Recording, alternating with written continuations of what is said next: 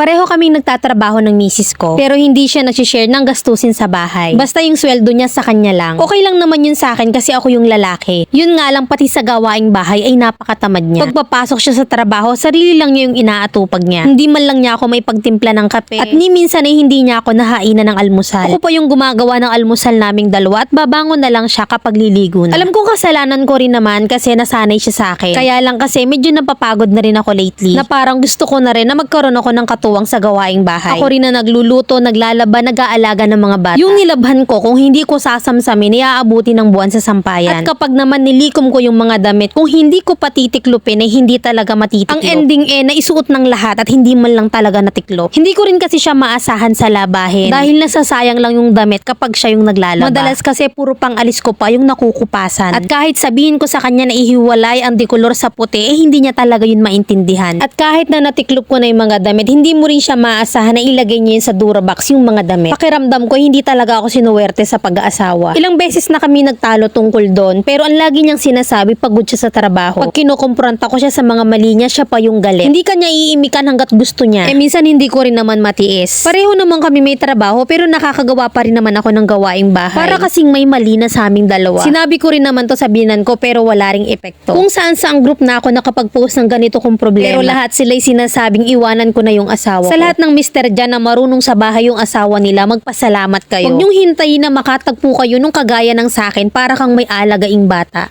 From our letter sender, Leonel ng Santo Tomas, Batangas. Yan ang mga dahilan kung bakit dapat kilatisin muna natin yung tao bago tayo magdesisyon na magsettle down. Hindi ko sinasabing pang babaeng trabaho yung gawaing bahay pero malaking bagay kung kahit papaano marunong silang kumilos. O di kaya ay magkusa lalo na sa pag-aasikaso ng mga anak. Usually kasi kapag nanay ka na at lalo na kung working mom ka, kahit anong puyat at pagod mo sa trabaho, kapag umuwi ka ng bahay, nanay ka pa rin. Maglilinis, maglalaba, magtitiklop, magluluto, magtuturo pa ng mga assignments minsan. Minsan nga kapag wala kang trabaho, ikaw pa'y naghahatid sundo sa school sa mga anak mo. Lahat kayang gawin ng isang nanay, no excuses. Of course, napapagod ka din, pero bawal sumuko kasi may anak ka na eh. Dapat ganyan ang mindset, vice versa, mapalalaki man or mapababae man. Kasi kapag pamilyadong tao ka na, nagagawa mo lahat yan 24/7. Kasi mahal mo yung pamilyang binuo mo. At dapat nagtutulungan kayo sa lahat ng bagay, sa lahat ng expenses, iisa na dapat kayo. Ipaalala mo na mag-asawa kayo at pagiging mag-asawa ay dapat lang na nagtutulungan